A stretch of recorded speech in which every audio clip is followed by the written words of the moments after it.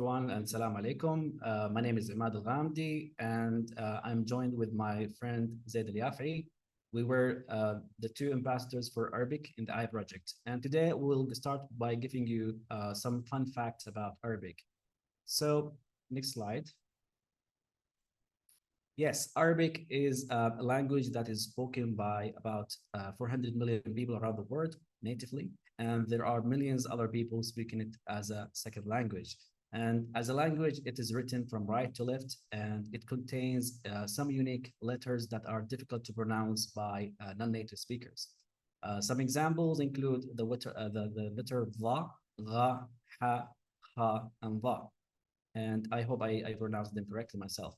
And in fact, Arabic is the language of the word or the sound va. It's called va, the language of va. And Arabic language contains special characters. These called diacritics, and they are placed on top or down of the sound or the word to help the readers pronounce the word correctly.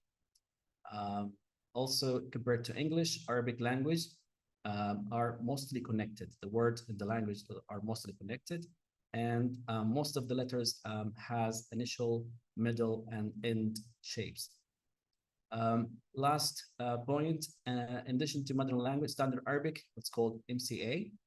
There are many dialects spoken in the Arabic region. And we have what's called the diglossia, where the written language is standardized, but the spoken language is not. Next slide. This map shows the different dialects spoken in the Arabic world. And as you can see, it's very colorful, and different dialects are spoken inside the country and across different countries as well. Next slide. I'll give you some examples of the challenges or the different variation in lexicon, for example. The word card, for example, in Arabic is spoken or written differently. We have, for example, in the Gulf countries like Kuwait and Qatar, they call it motor. In Tunisia, they call it kahraba. Egyptian, they call it Arabiya. In the modern standard Arabic, they call it markaba. And in the Saudi Arabia and sometimes in MCA, they call it sayyar. Next slide. Another variation in dialects include phonology and orthography. For example, the word qalb, which means heart, it's pronounced differently in Saudi Arabia and Cairo. For example, in Saudi Arabia, we call it qalb, and in Cairo, it's al, slight pronunciation of the sound al. Sometimes there is also variation in the words itself and how it's written. For example, the word Google is written differently across different dialects. Next slide. So, giving these different challenges in Arabic, and it's really important to build a data set that include all these different dialects. The reason why we joined Aya is because we want to bring in all these people and all the different dialects into this project. So we tried to bring in many people from different communities, and we joined Aya early this year, and we are so proud that we came up with this data set that we can build many different technology on top of it. Now I will hand it to my friend Zaid to talk to you about how we outreach people in different Arabic communities. Thank you, Ahmed, for the great introduction to Arabic. My name is Zaid Alyafeai. I am recent PhD graduate from KPBM in Saudi Arabia. Can you go to the next slide, please? Okay. So an important step towards convincing people who join the Aya project to contribute Arabic samples into the dataset is to do social outreach. And the basic idea is that we did a lot of effort in order to join or convince people to join the effort by organizing multiple hackathons to educate people about the initiative of Aya, and also how to contribute, uh, prompting examples that represent our language and culture. We also educated people through different or multiple social websites. We also talked about Aya in different conversations with other researchers and organizations. Next slide. So here are some examples of the posts that we did through social media in English and Arabic. And also we utilized multiple open research groups like ArabML and Asas to talk to people about the Aya project and also convince them about the importance of contributing to such efforts.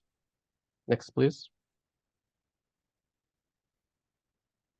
Interestingly, we had to come up with multiple things in order to improve the contributions. As I show here, an example of a plugin that I created that allows simple addition of multiple prompts. And this is an example of adding an Arabic poetry prompt, and it is output. Next.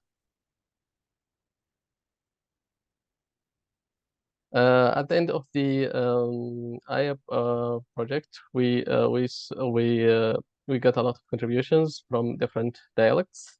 As Emad said, Arabic is unique in terms of multiple dialects, and a lot of people speak different dialects. And we noticed that there is a skew into the contribution. So some dialects like Moroccan had a lot of contributions, and also Middle Eastern Arabic, because a lot of people around the Arabic world speak Modern Standard Arabic, so it had a lot of contributions. On the other hand, we had much less contributions in other dialects, which we hope to improve in the future. Next.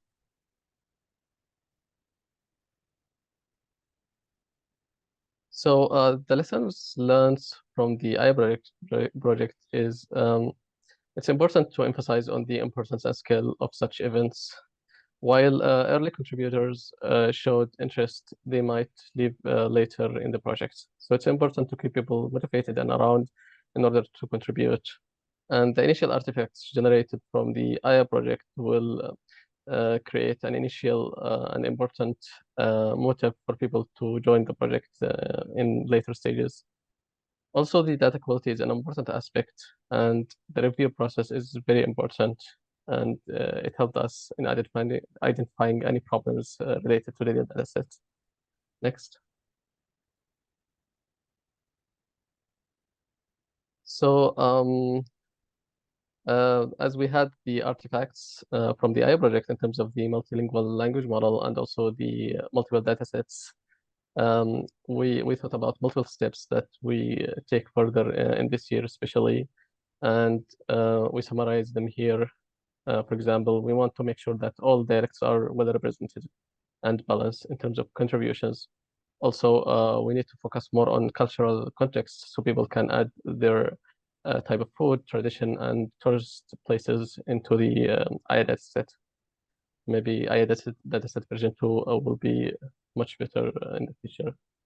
And also, we need more outreach. We need to talk to more organizations, universities, and also make more hackathons in order for people to join the project. And an important thing is also we are planning to fine-tune and train LLMs on the collected data to highlight the importance of such efforts. Thank you very much.